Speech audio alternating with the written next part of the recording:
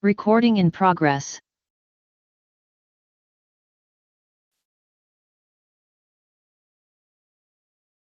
Buenas noches. Hoy, 9 de agosto de 2023, es destinado para continuar en el estudio y en análisis del juicio oral civil que se encuentra regulado en el Código Procesal Civil y Mercantil. Voy a dar una breve introducción. ¿Qué es lo que integra el derecho procesal civil mercantil? Para dejar muy claro que no es únicamente el Código Procesal Civil y Mercantil. Vamos a escuchar a Gavino Abraham Vicente. Siempre que le solicite su intervención, de una vez conectemos la cámara, por favor, y ganamos valiosos segundos. Gavino Abraham Vicente. Buenas noches, licenciado. ¿Me escucha?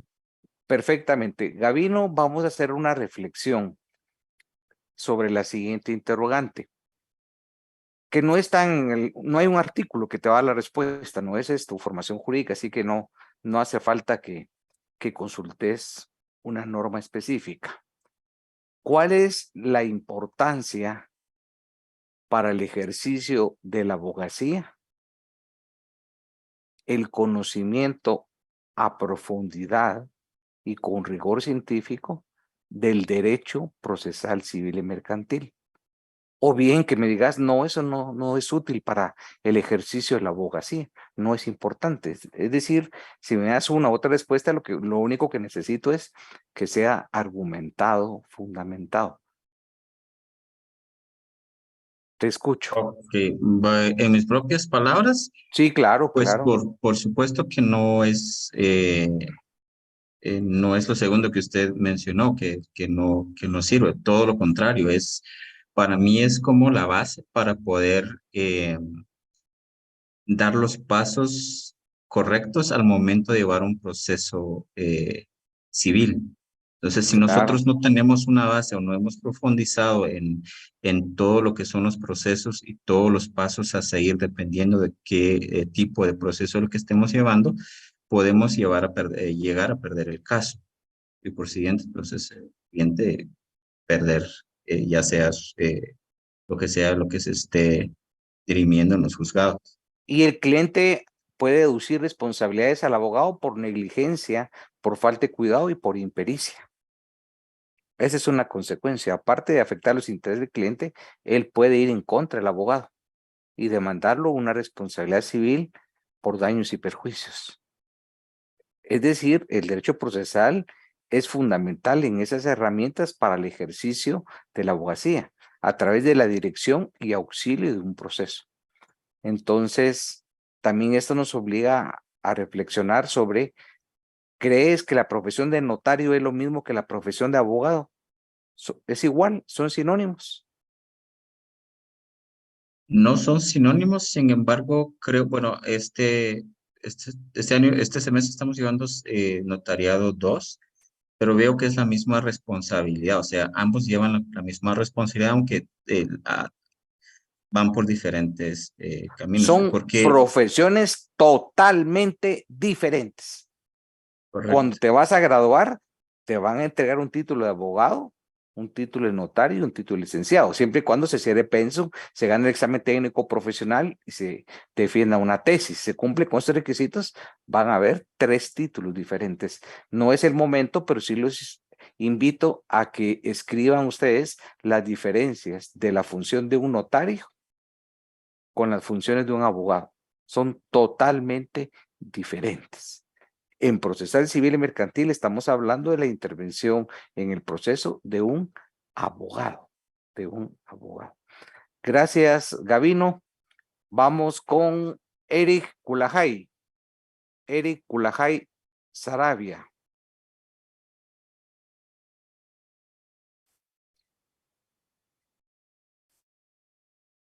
Muy bien, como no está Eric Kulajay, vamos a invitar a José Manuel Fuentes. José Manuel Fuentes García. José Manuel Fuentes tampoco se encuentra. Carlos Gabriel Soto. Carlos Gabriel Soto. Tania de Paz. Tania de Paz. Sí, licenciado. ¿Qué recomendación les ha dado Mónica? Ayúdeme a repetirlas, por favor. Buenas noches, doctor. Buenas noches, Buenas compañero. noches. Que encendamos la cámara inmediatamente y mencione nuestro nombre para ahorrarnos tiempo para poder explicar todo lo que nos está consultando. Gracias, Mónica. Escuchamos a Tania con su cámara conectada y su micrófono.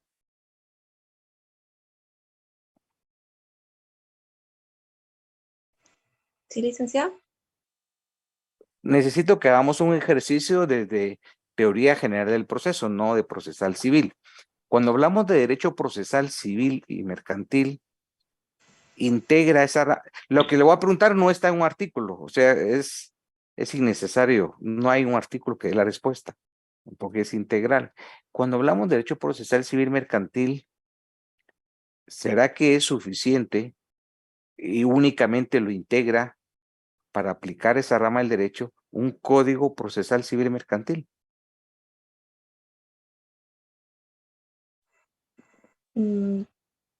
¿Me podría replantear la pregunta, sí, por favor?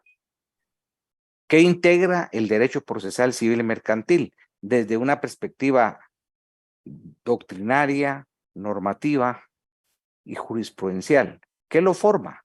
¿Cuál es su esencia? ¿Cuál es su sustrato? ¿Cuál es su contenido normativo del derecho procesal civil mercantil?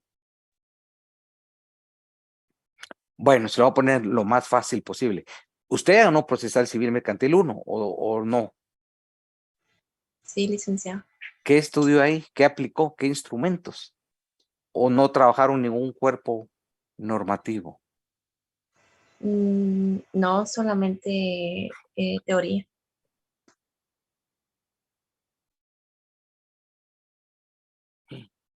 No vieron nada procesal. Perdone si tengo mis reservas en esa respuesta. ¿En qué sección estuvo usted? No se me deja preocupado. No es posible que no hayan visto nada de procesal con ese contenido. Tienen que haber visto todo el juicio ordinario, recursos. Es que yo sí quiero contrastar esta información porque eso me deja a mí más preocupado. Pregunto a la general, ¿no estudiaron nada procesal en el contenido del curso de procesal civil y mercantil 1? Luis, Clara, me gustaría escuchar tu opinión. Quiero contrastar si es correcto lo que dice Tania. O sea, no utilizaron ningún cuerpo normativo. No, licenciado, bien vimos bastantes temas. Claro, claro. Si están en el contenido. Mm.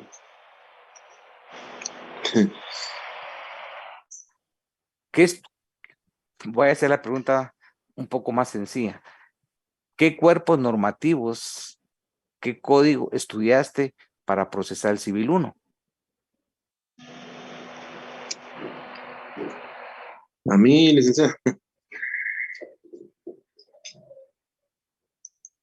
Aquí mala pregunta, licenciado. A Luis, Clara. Vaya. El cuerpo normativo, el Código Procesal Civil y Mercantil, Decreto Ley 107. Entonces no es como afirma Tania. Sí estudiaron procesal.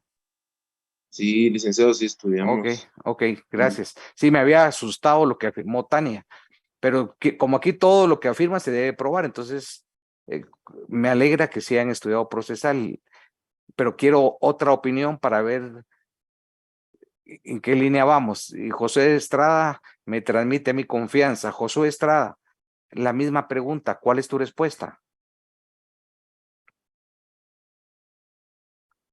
Sí, dígame, Lee. La misma pregunta que estamos discutiendo. Pues para mi entender, ¿qué es lo que transmite? No, Disculpe, no, diga, Bueno, gracias, Josué. perdón, Rosita, ¿me puede ayudar, por favor? Buen día, licenciado. Sí estamos claros en la pregunta, ¿verdad? Sí, ¿Qué para utilizó poder, usted para estudiar procesal civil? ¿Es como dice Tania o es como dice Luis? pues se utiliza el Código Civil, que es la base y la parte de la Sustantiva. sustantiva, ajá, exactamente, y en el Código Procesal Civil y Mercantil Correcto. vemos la parte adjetiva, que es todo lo relacionado a los procesos. Perfecto. Es decir, sí conocieron parte procesal. Sí, Va, excelente. Ya con eso me deja a mí satisfecho que lo que ha afirmado por Tania no es aplicable a ustedes. Escuchó lo que afirmó, ¿verdad? sí, licenciado. Pues, Sí. No, lo que ¿qué afirmó le Tania, a puedo eso me refiero. ¿Qué le puedo decir, licenciado? No, Pues pero no es tenemos, así. Entonces, pues en el caso suyo, en el no, caso de Luis, no, sí conocieron procesal, sí trabajaron con el código sí, procesal licenciado, civil mercantil. sí, Perfecto. Yo lo que sí. estoy haciendo es contrastando esta información que no creí que así fuera y efectivamente lo estoy Licenciado, comprobando. para aclarar, únicamente creí que se refería a documentos o actas del derecho procesal civil. Alto, Pero sí alto, el código, alto. Oh, no, alto, Tania. Actas. ¿Qué actas estudió usted en procesal civil mercantil 1? tal vez planteé mal las respuestas, no únicamente documentos, pero en sí el código sí lo vi. Entendí mal su pregunta, perdón. Sí, quiero aclarar que en el proceso judicial no hay actas.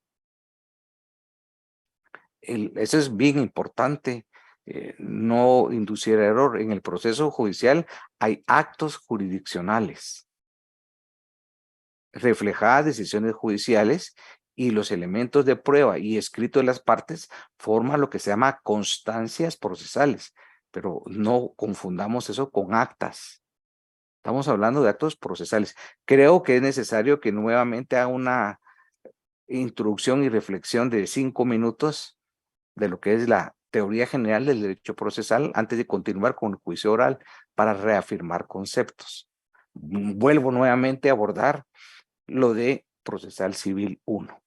El derecho procesal civil y mercantil, ya sin clasificar 1 y 2, el derecho procesal civil y mercantil es una rama adjetiva del derecho. ¿Y una rama adjetiva qué significa? Una rama procesal, una rama que establece principios, garantías del proceso, pero al mismo tiempo que establece los asuntos que se van a tramitar en cada vía procesal, establece las fases, las etapas, la secuencia, los procedimientos de cada juicio, que es diferente. Se clasifican en juicios de conocimiento, ordinario, oral, sumario, los juicios de ejecución y los procesos cautelares.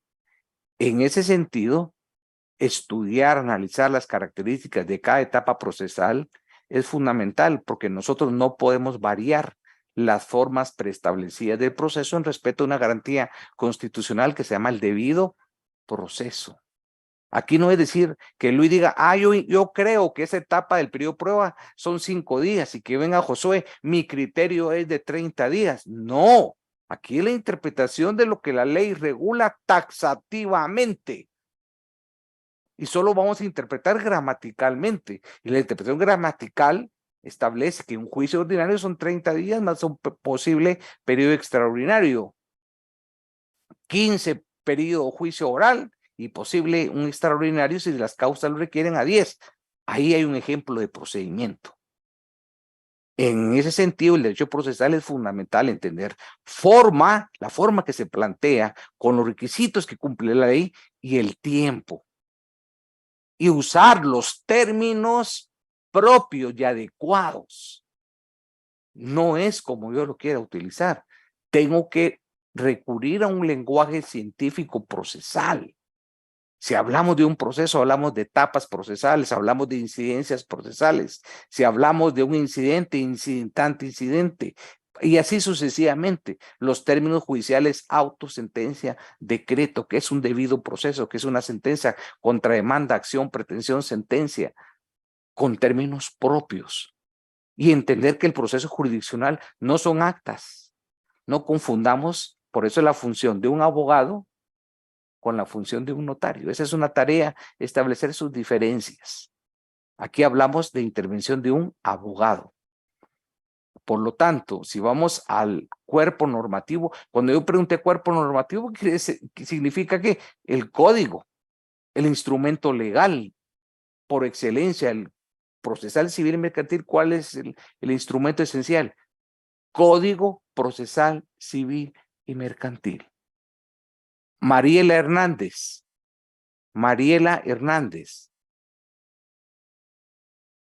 Sí, licenciado, buenas noches. Una pregunta. Yo soy estudiante y usted es la docente. Le pregunto, mire mi querida profesora Mariela Lisbeth, yo soy estudiante y le pregunto, ¿puedo aprender derecho sin estudiar doctrina, jurisprudencia y los códigos? Y No, doctrina. licenciado. Habrá una forma, y usted me entiende por qué estoy haciendo la pregunta.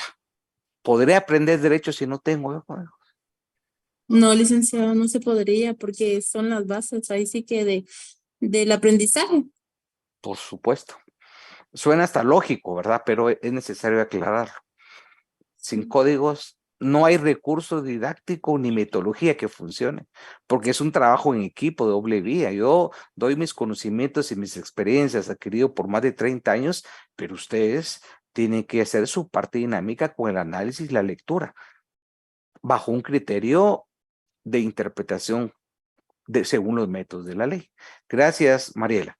regresando a qué es lo que integra el derecho procesal, eso ya se los explicaron, pero lo vuelvo a repetir. No solo es la lectura, el cuerpo normativo del Código Procesal Civil y Mercantil. Ahí tiene a la vista, Mariela, su Código Procesal Civil Mercantil o mapas conceptuales. Ese es un recurso didáctico, pero vamos a ver qué es lo que tiene ahí. Lo que estoy haciendo es un ejercicio práctico que Mariela me está ayudando. Vemos que no tiene vacío su escritorio y creo que la explicación me va a ayudar muchísimo. Y ojalá Mariela tenga todo lo que voy a decir que se requiere, que expliqué el primer día de clases para procesal civil mercantil. Un jardinero sin machete no puede hacer su trabajo. O la máquina eléctrica para cortar un césped, o las tijeras de cortar grama. Creo que el ejemplo ahí está más que fácil y elocuente. Luis Fernando Clara es un jugador profesional, puede ir a jugar sin zapatos. Por mucha habilidad que tenga, jugar descalzo no le van a permitir las reglas de juego llegar sin zapatos. ¿O no es, Luis Clara, no es cierto? Sí, es, licenciado. Bueno, y los mismos zapatos, si estás usando la playera 10 es porque te gusta el deporte, entonces no vas a fallar en esta pregunta. Los mismos tacos de fútbol voy a utilizar yo en cualquier campo. No, licenciado, para nada. No, pero explicando, no te quedes que para nada. Eso no es explicación. Ah, que no se puede usar los mismos tacos. Sí, pero explica por qué. Aprendamos a argumentar, a razonar. ¿Por qué?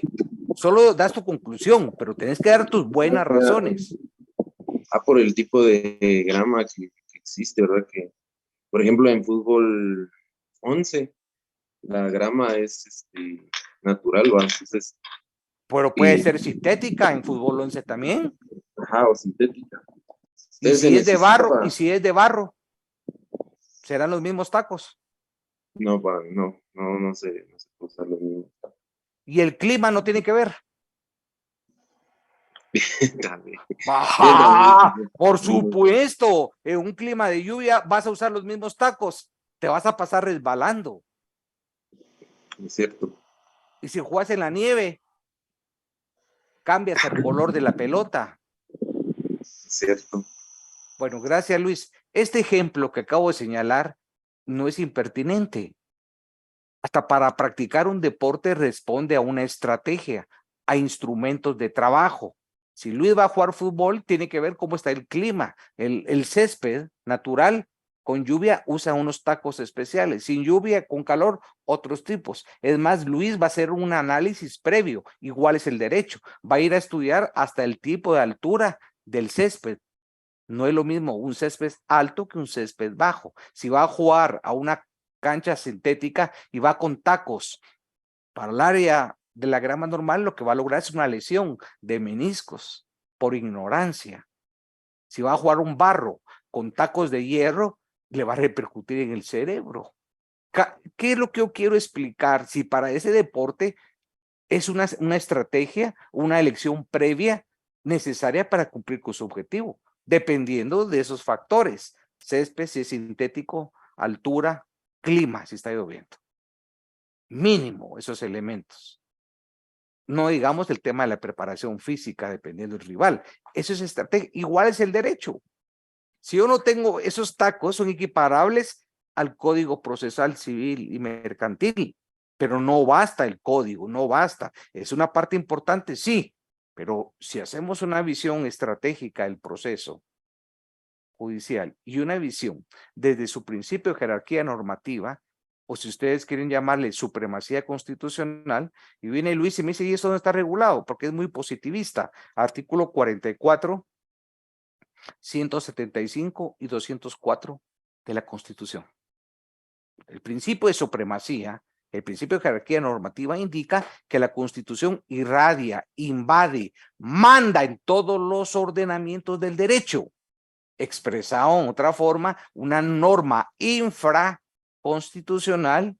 Josué, ¿qué quiere decir la palabra infraconstitucional? Josué Estrada.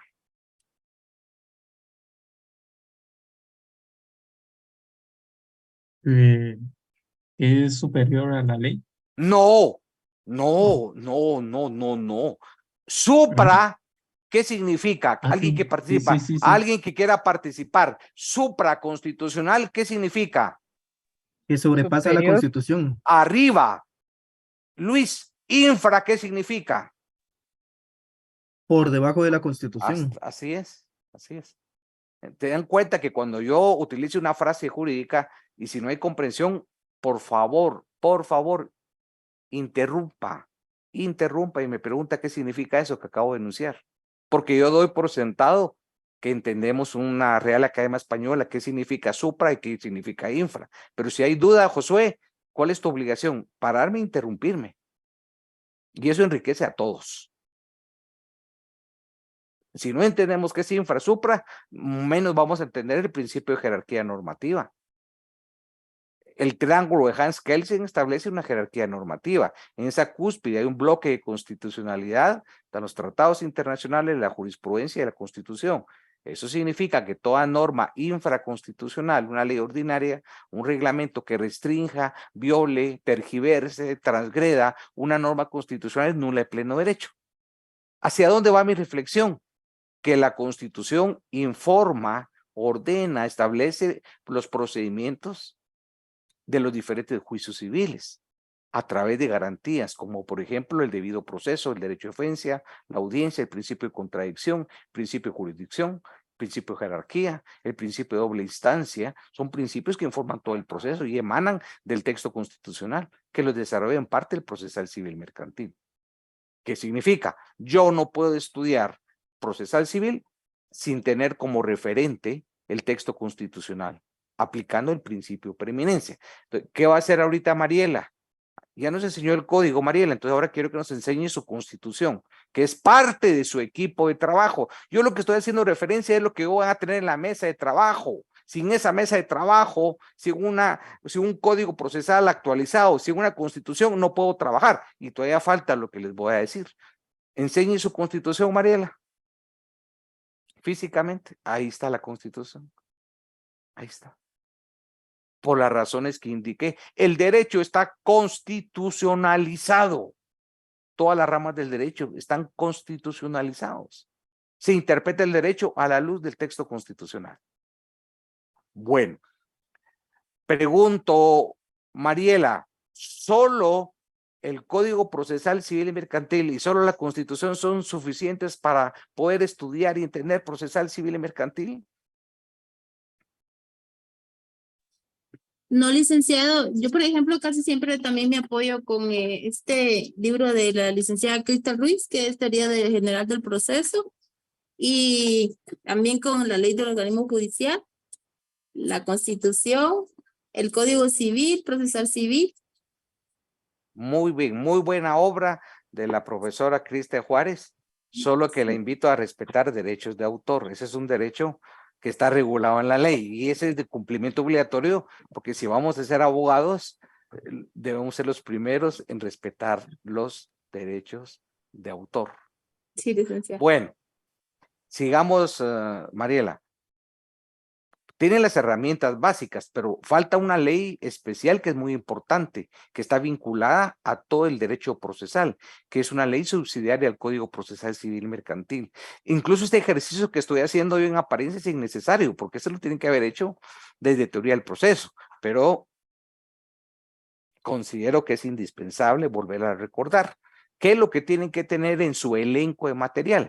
Ahora Mariela ha ido cumpliendo con todo, pero hay una ley especial que es fundamental, que sin ella no podemos estudiar derecho procesal. ¿Cuál es?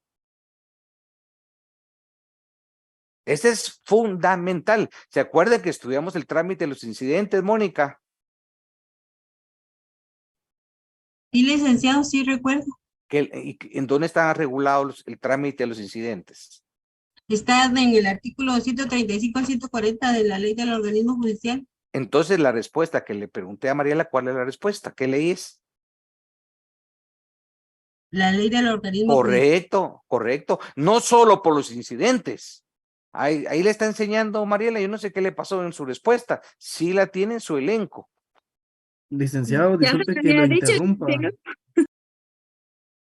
¿Qué pasó, Mariela?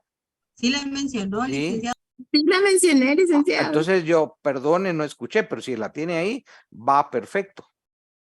Porque ahorita vamos a hacer un ejercicio. Siempre dentro del elenco de la información específica, y les voy a dejar una tarea que va a ser de utilidad, pero primero voy a explicar un artículo que ustedes leyeron en Teoría General del Derecho o Introducción al Derecho, que es lo que va a leer Mariela, el artículo 2, porque ahí vamos a tener otra fuente del derecho procesal civil y mercantil. Vamos a estudiar el artículo 2. Por favor, lo lee Mariela de forma detenida, clara y puntual, respetando las comas y los puntos. Desde el epígrafe, un epígrafe, una norma, ¿para qué nos sirve?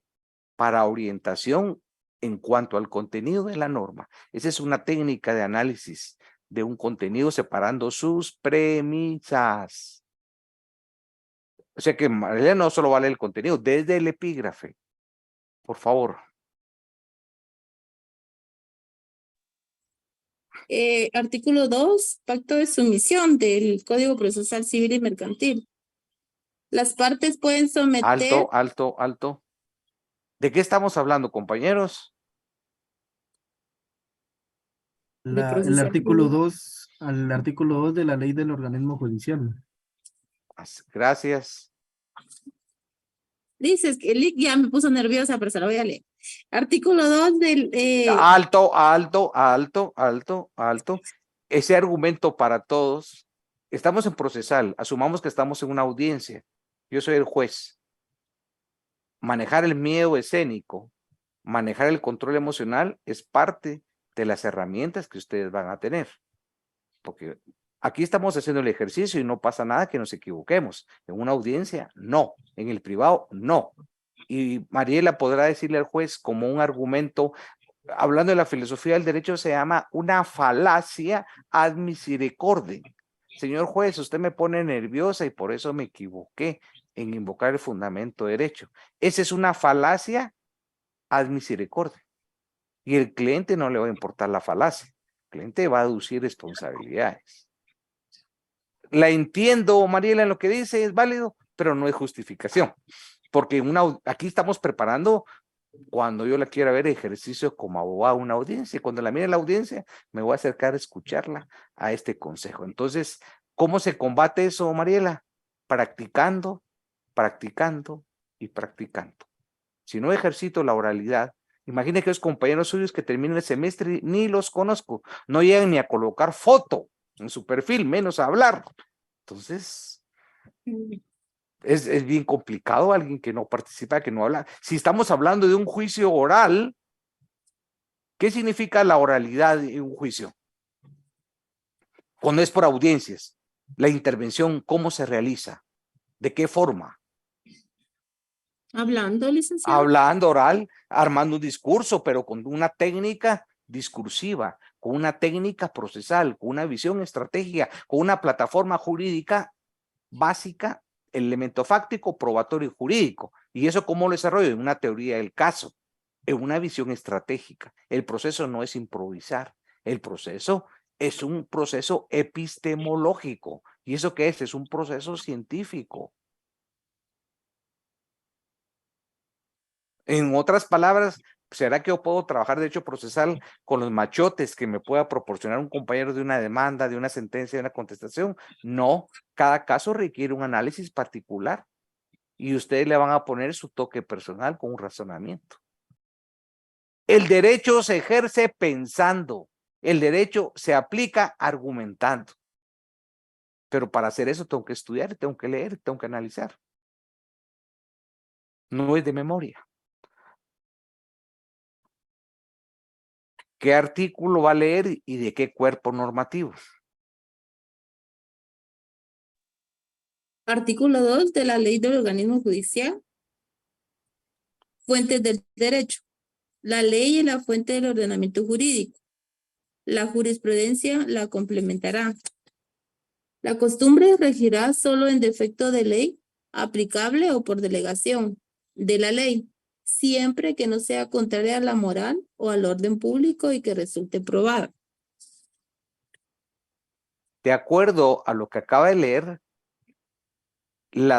es la fuente del ordenamiento jurídico. Si lo aplicamos a procesal, civil y mercantil, ¿cuáles son esas fuentes? Sería el Código Civil y procesal Sí, civil sí, sí, mercantil. es correcto. Lo que usted va a explicar son códigos y eso es la ley. Perfecto. Ahora, hay que dejar claro, no es lo mismo ley que ordenamiento jurídico, son dos conceptos distintos, pero Mariela está explicándolo correctamente. La ley que se materializa en un código civil sustantivo. Sigamos en esas fuentes, ¿qué más? ¿Qué más fuentes legales aparte del código? Ya las vimos. Ya las vimos. ¿Cuáles son esas fuentes de que inspiran el procesal civil y mercantil? Sería la jurisprudencia. Vamos en orden, vamos, no, alto. El derecho también es sistema, el derecho es orden, el derecho es técnica. Si Mariela no ha terminado la fuente primaria, que es la ley, todavía no puede pasar a una fuente secundaria o complementaria, y lo complementario ahí lo establece en el precepto. En ausencia de ley, la jurisprudencia complementa. Yo todavía no he llegado a la jurisprudencia, eso le vamos a dar la palabra a otro voluntario o voluntaria, pero la ley, entonces, la fuente sería un código civil sustantivo, un código procesal civil mercantil, una norma de jerarquía constitucional, una ley del ritmo judicial, una ley de arbitraje, los acuerdos de la Corte Suprema de Justicia en materia de cuantía y otras leyes especiales que manejan el tema de expedientes electrónicos. Esas son las fuentes. ¿Qué es la conclusión? No se circunscribe a un código procesal civil y mercantil. Es un conjunto de normas que van integradas para la aplicación del derecho. Hoy vamos a ver qué pasa en la primera audiencia y para entender el mandato tenemos que ir a su código sustantivo y vamos a hacer un ejercicio de recapitulación y en la medida que estén sus conocimientos ese va a ser el tema que voy a ampliar. Bueno, pero no hemos terminado, Mariela. Ahí ya terminamos la ley. Escuche la pregunta. Esta no está en una respuesta escrita en un artículo. Hay que integrar. ¿Qué es jurisprudencia?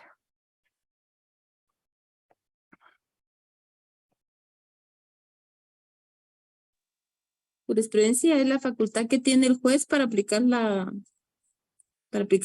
ley. No, pero vamos a darle un momento de respiro. Gracias por participar, Mariela. Vamos a Omar Cle. Omar Cle. No se encuentra. Norma Char. Norma Char.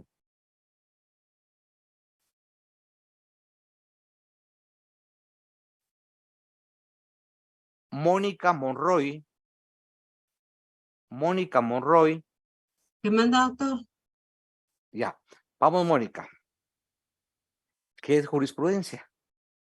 La jurisprudencia son los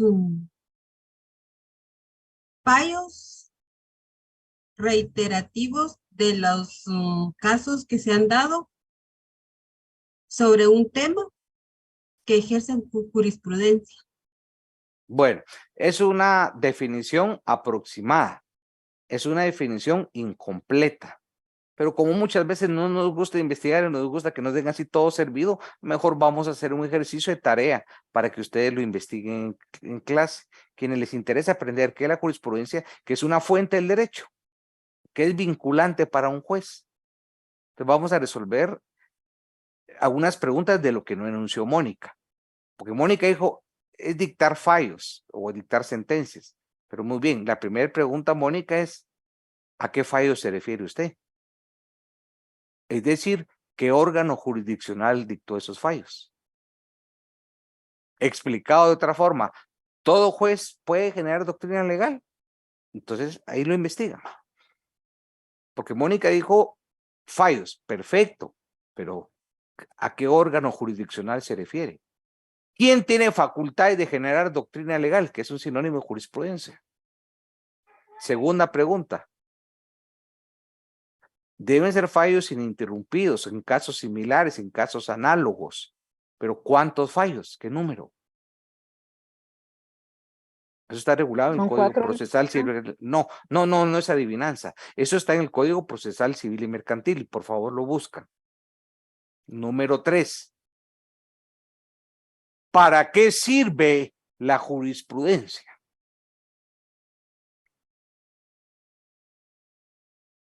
Y la última pregunta. Virtualmente hay una página donde se puede consultar la doctrina legal. Entonces necesito que virtualmente investiguen, porque esto existe una información pública. Pero yo no puedo investigar en la página si no sé qué órgano es, en qué materia, cuántos fallos y cómo consulto. Ustedes lo que van a hacer es consultar en los fallos, pero deben ser continuos. ¿Y por qué es importante? Porque esto es fuente del derecho procesal civil y mercantil. Entonces, para estudiar, tenemos que conocer esos referentes que son precedentes como fuente del derecho, y un precedente obliga y vincula al juez. Omar Cle, ¿puede conectar su cámara, Omar Cle? Licenciados, estoy teniendo un problema. Disculpe, doctor, no sé por qué no me está permitiendo conectar mi cámara. Estoy aquí batallando con mi teléfono, pero no me permite. Vamos a dejar ahí su explicación. Entonces, alguien que pueda conectar su cámara. Ahora sí, Vamos, doctor. Omar. Según la explicación anterior, antes de entrar con Omar ya vamos a entrar ahorita al juicio oral. Antes de que hablemos con Omar, pregunto, ¿hay algún comentario sobre la explicación general que di de las fuentes del derecho procesal civil mercantil, de los recursos didácticos? Pienso que el ejemplo que hicimos con Mariela, de ir enseñando cada cuerpo legal, cada instrumento, más claro que eso, no hay un método. Y quedó pendiente tal vez de lo que van a investigar de la jurisprudencia. Pero ella enseñó la Constitución, Código Civil, Código Procesal. Claro, no son solo de adorno, requieren una lectura, un análisis, una comparación, un mapa conceptual. Pero no puedo aprender derecho procesal sin la lectura de este material. ¿Estamos claros? Esa es una regla del curso. ¿Usted ha visto un jardinero Omar sin machete? No, definitivamente no, doctor. Y en este caso, pues, como tenemos la jurisprudencia, pues son emanadas de los juzgados, ¿verdad? Ahí vuelve a reiterar Omar lo que dice Mónica. Emanan de los juzgados. Son fallos. Al final es una afirmación abstracta. Las preguntas que yo les dejé en la investigación primera es, ¿quién emite esos fallos? ¿Qué órgano jurisdiccional? Ahí lo investigan, si es un juzgado de paz, si es un juzgado primerista, esa es la investigación, porque no son todos los fallos, no son todos los juzgados, y eso lo estudiaron en teoría general del proceso. Su fundamento, artículo 2 de la ley del organismo judicial. Bueno, ya no hay ningún comentario de lo que hablamos para regresar a las características que hemos visto del juicio oral. ¿Estamos en sintonía? ¿Está listo, Omar? Omar, ¿estamos listos? Se volvió a desconectar, Omar. Bueno, el día de la audiencia, recordemos que el juicio oral, Luis quiere participar, que vi su mano levantada. Buenas noches, doctor. Solo tal vez para reiterar un poco, la doctrina legal se puede dar en dos situaciones. En doctrina constitucional, según el artículo 43 de la Ley de Amparo, Exhibición Personal y de Constitucionalidad, que requiere 3 fallos continuos en un mismo sentido. Y la Cámara de Casación, según el artículo No, vamos al primero. Vamos al primero que explicó. ¿Quién dicta esos fallos? La Corte de Constitucionalidad. La Corte de Constitucionalidad, y puede darse innovación jurisprudencial. Sí se puede, solo que tiene que razonar el magistrado, perdón. No es unipersonal. La Corte Constitucional es un órgano colegiado. Colegiado quiere decir que hay más de un juez. Y la Corte de Constitucionalidad puede haber innovación jurisprudencial. Innovación es modificar un precedente, pero para apartarse debe ser motivado. 3 fallos dictados por la Corte y fallos ininterrumpidos con casos análogos que desarrollan una tesis constitucional. ¿Y de dónde emana la tesis constitucional? De los amparos y de las inconstitucionalidades que son conocidas por el Tribunal Constitucional. Entonces, todavía Luis, de forma correcta, fue a hacer el análisis más allá. Mi pregunta era sobre la doctrina ordinaria. Él, de forma correcta, está haciendo un estudio comparativo de la doctrina legal de estos 3 casos mínimos, donde también, si ustedes consultan la página Corte Constitucional, hasta van a encontrar un apartado que dice innovación jurisprudencial, cuando hay cambios de determinadas tesis jurisprudenciales. Eso nos ilustra muchísimo. Aprendemos derecho a leer estas sentencias. No solo se lee, se aprende derecho en el código, también recurriendo. Vamos bien, Luis. Ahora, en materia civil, ¿no crees que es mejor que les dejemos la tarea a ellos? Porque somos muy cómodos, Luis, perdona. Yo sé que son muy cómodos, la papita así peladita, la boquita y por pedazos. Entonces, que investiguen, Luis, pero yo estoy seguro que tu respuesta es la correcta. Entonces ya les ayudamos a ilustrar en tesis constitucional que investiguen en la parte ordinaria. De acuerdo, licenciado, gracias. Pero sí les vamos a ver con una pregunta del ordinario, para orientarlo, Luis. ¿Qué órgano dicta estos fallos? Es la sala de casación. No, no existe sala de casación en Guatemala. Perdón, es la Cámara de Casación. Perdón. No existe Cámara de Casación.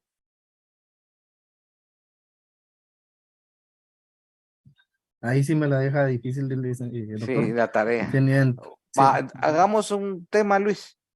Hagamos el ejercicio, busquemos, investiguemos. Y las respuestas que no hayan obtenido, con el mejor de los gustos, yo lo trabajo el viernes, me lo preguntas. Pero lo que yo quiero, te voy a explicar, es que sí observar que hubo una investigación, que hubo interés por buscarlo. Si me decís de todas las respuestas, tengo la mitad, yo valoro tu trabajo. Y ya con esa mitad, con gusto, explico las que faltan. Pero solo de no investigar, de no leer y decir, quiero que me dé todo, tampoco es así. Tiene que haber un análisis. Entonces, con que me digas yo respondí 2 preguntas de las 4, con gusto trabajamos las que tenés pendiente. ¿Estás de acuerdo en ese pacto? ¿Está bien, licenciado? Así que a primera hora me dices, estas son las respuestas, pero me faltó la primera. Y la primera voy a dar la explicación. En otros países sí existe un tribunal de casación per se. En otros países existe una sala de lo civil, pero en Guatemala es diferente y lo voy a estudiar. Y vamos a estudiar otro tema, Luis. ¿Mediante qué recurso extraordinario llegamos a dictar ese fallo? O sea, el fallo a qué medio de impugnación corresponde, porque el fallo no nace de la nada, nace de un procedimiento, que es la interposición de un recurso. Vamos a ver cuál es. Desde ahí se origina. Es el recurso de apelación. No. Entonces ya te ayudé, pero mejor que te hayas equivocado que no es la apelación. Eso, cuando ustedes estudiaron los medios de impugnación, en el anterior curso les tienen que haber explicado cada uno de los recursos y con que me des 2 respuestas correctas, yo les apoyo en la diferencia. Bueno, hagamos el ejercicio más fácil. Con una respuesta que me des de las 4 correcta, trabajamos. ¿Les parece eso, Mónica? Mínima una, Luis. Me acepto una de las 4 y yo trabajo las 3. Y es importante porque estamos hablando de una fuente del derecho que reconoce la misma ley del organismo judicial. Bueno, gracias, Luis. Vámonos al día de la audiencia. En el día de la audiencia, como recordemos, estamos en un juicio oral que se caracteriza por desarrollarse a través de audiencias. En el día de la audiencia, ¿qué es lo primero que hace el juez? ¿Qué es lo primero que hace el juez? Melanie Briones. Vamos a escuchar a Melanie Briones. No está Melanie. Bien, licenciado, buenas noches. Es que no se conecta esto. Melanie. Ubiquémonos en el juicio oral. ¿Ya se ubicó, Melanie? Ya, licenciado. En la primera audiencia, imaginemos, aquí estamos en una sala, ahí donde usted está ubicada en la sala de audiencias. Yo soy el juez. Usted es la abogada de la parte actora y Luis David es el abogado de la parte demandada.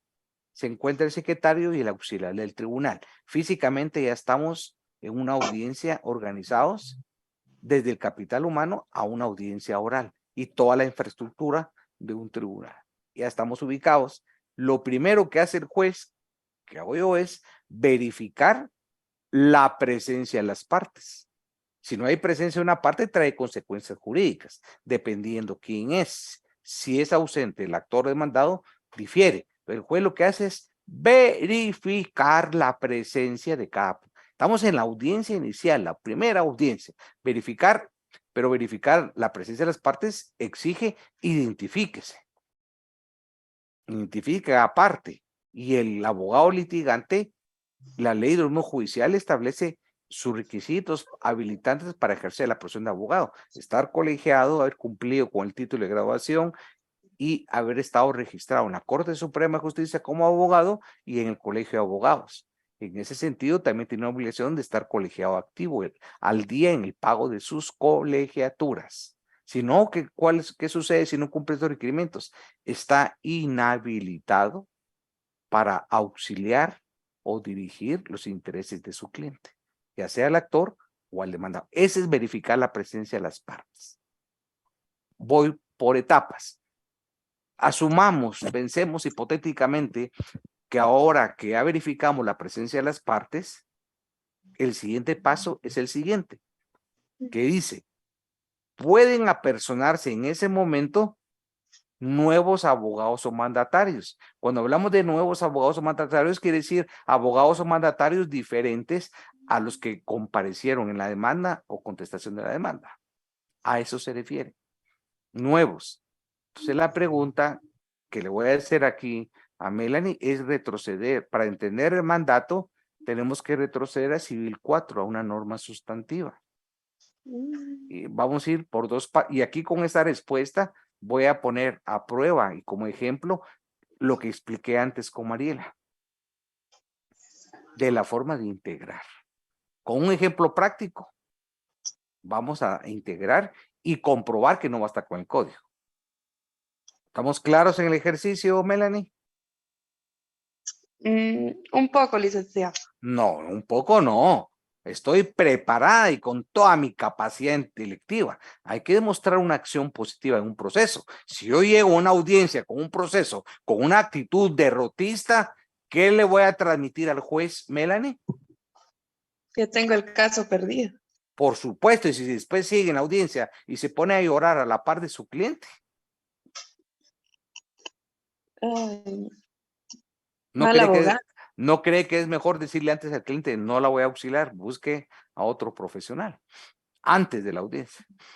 No, usted va a llegar con su expresión corporal, su tono de voz, su manejo de escenario, su conocimiento jurídico, su discurso, su persuasión. Son técnicas que va a utilizar el abogado. En esa audiencia se mira qué calidad de abogado es. Prima facie, al pájaro se le conoce por las plumas. Entonces usted no puede estar en esa actitud de lo que generó es duda. ¿El juez la va a convencer? No.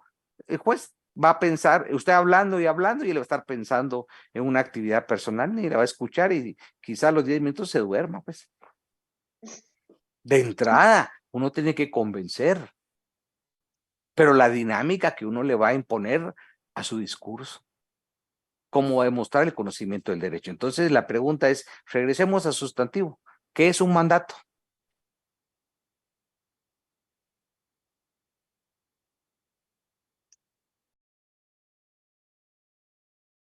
Porque su micrófono. Sí, ya. En Civil 4 se lo explicaron. Estoy seguro. Me corrige si no es un acta por la cual está facultando a una. No es acta. No es acta. ¿Alguien quiere participar? Gracias, Melanie, pero está equivocada. ¿Alguien quiere participar en darme una definición? ¿Qué es un mandato? Nixon Morales. Chiwick, Nixon Morales. Bueno, Nixon Morales no está. Licenciado, buenas noches. Bueno, Alexander, te escuchamos. De conformidad en el artículo 1686 del Código Civil, regula lo siguiente en las disposiciones generales, que el mandato es una persona que encomienda a otra la realización de uno o más actos o negocios. De acuerdo. Pero, ¿cómo se llama el acto jurídico que origina el mandato? En otras palabras, este conjunto que acabas de leer de derechos y obligaciones, ¿dónde queda plasmado? En un contrato. Por En una escritura supuesto. pública. Sí, un contrato, es correcto, un contrato en una escritura pública. ¿Qué sucede, Alexander? ¿Qué es el contrato? Es el acuerdo de voluntad de las partes por medio de la cual crean, modifican o extinguen una relación jurídico-patrimonial. De acuerdo. Y en este caso, el mandato consiste en que hay dos elementos personales o dos elementos subjetivos. Mandante es quien otorga a otra persona llamada mandatario la gestión o representación de actos jurídicos.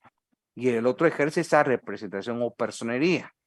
Y esto se tiene que fraccionar en un instrumento público, una escritura pública que se tiene que inscribir. ¿Dónde se inscribe? En el registro de poderes de la Corte Suprema de Justicia. Y ese testimonio es el con el que yo acredito que yo soy mandatario, que yo ejerzo la representación del mandante.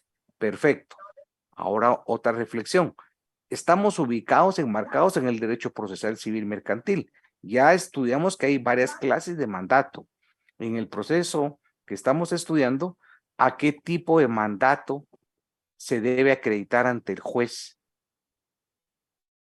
¿Será un mandato general o un mandato especial? Les escucho. Mandato especial con representación. Me gustaría escuchar otra opinión. Un mandato judicial. Sí, pero argumentemos. ¿Por qué? Según el artículo 188 de la Ley del Organismo Judicial. Leámoslo, por favor, Luis. Mandatarios judiciales. Las personas hábiles para gestionar ante los tribunales que por cualquier razón no quieran o no puedan hacerlo personalmente, o las personas jurídicas que no quieran concurrir por medio de sus representantes, gerentes o directores, pueden comparecer por medio de mandatario judicial a cualquier acto siempre que tenga conocimiento de los hechos objeto de proceso. En caso de las sociedades constitutivas en el extranjero, sus representantes que tengan facultades judiciales deberán sustituirlas deberán sustituirlas en un abogado para comparecer a juicio si no tienen esa profesión. Gracias, Luis, es correcto. Pongan atención, el fundamento, ley del organismo judicial, artículo 188, no es el Código Procesal. Jessica Ajanel. Jessica Ajanel.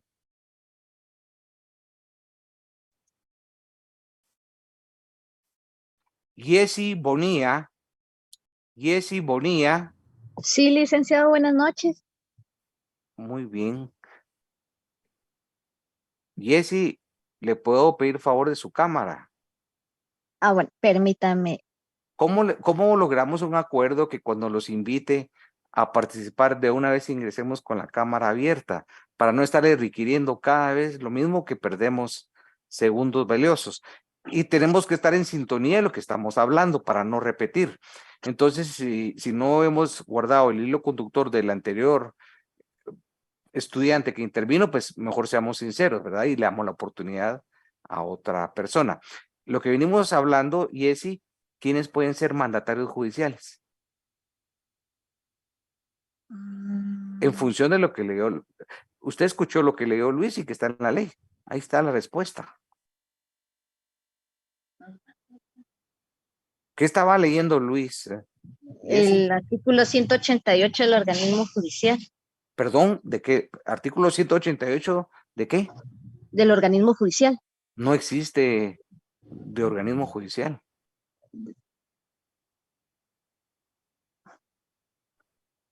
Luis, ¿le puede ilustrar a Jessy cómo se denomina? Perdón. Es la ley del organismo judicial, artículo Sí, de la ley. 188. Y es lo mismo ley del organismo judicial que organismo judicial. El organismo judicial no es ley, es un órgano del Estado. Sí, perdón. Una pregunta, Luis. yo puedo denominar a las leyes como yo estimo pertinente. No. ¿Qué es lo procedente? Sí se necesita de que tenga el nombre completo según su decreto o según así lo hayan legislado el Congreso de la República. Lo que yo recomiendo es que hagan una ficha técnica de cada ley. La ficha técnica es su decreto, su nombre correcto, que lean los considerandos. Repito, considerandos, cuántos artículos consta y cuál es el objeto de la ley, qué regula. Esa es una ficha técnica de cada cuerpo normativo, pero yo tengo que denominarlas conforme fue aprobado por el organismo legislativo.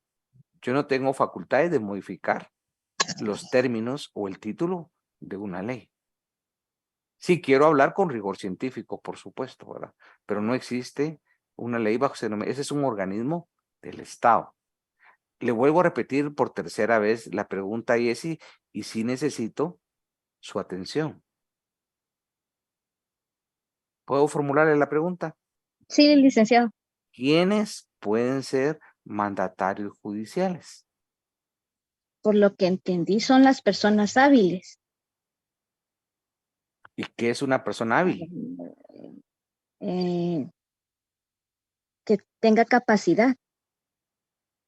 No. No. Pero si la respuesta está en la norma, Yesy. Ante los tribunales, que por cualquier razón no quiera o no pueda hacerlo personalmente. No. Repito por quinta vez. Mandatarios judiciales. La pregunta es, en un contrato de mandato hay dos elementos personales.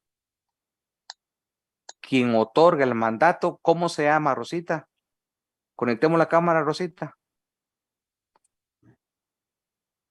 Bueno, Rosita, hoy sí se me perdió. ¿Quién está en contacto? Hay dos elementos personales en contrato de mandato. Quien otorga el mandato, ¿cómo se denomina? El mandante. Mandante. ¿Y a quien se le otorga la representación? El mandatario. Perfecto, vamos bien. Ya tenemos aclarado los elementos personales. Mi pregunta, que la repito por quinta vez, es ¿quiénes pueden ser mandatarios judiciales? Un abogado. Falta. Los parientes dentro de los grados de ley. Sí, del mandante. Los parientes de los grados de ley y abogados. La norma es muy precisa. De tal suerte que hemos terminado las características de la audiencia y ahora vamos a estudiar a partir del día viernes y les pido que lean las fases que yo tengo en la presentación, fase 1, fase 2, fase 3 y fase 4. En el código no van a encontrar las fases, yo lo clasifiqué por razones didácticas, por razones de comprensión, por razones de procedimiento. Entonces leamos, pero cuando leamos la diapositiva nos tenemos que remitir a lo que establece el Código Procesal Civil y Mercantil en cuanto al procedimiento. Repito, fase 1, 2, 3 y 4 y por supuesto el recurso, qué características tiene la apelación dentro del juicio oral, por qué está limitado a la sentencia. Eso lo vamos a discutir el día viernes.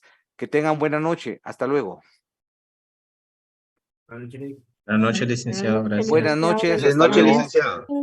Que descansen. Buenas noches, licenciado. Buenas noches. Que descansen. Licenciado, disculpe.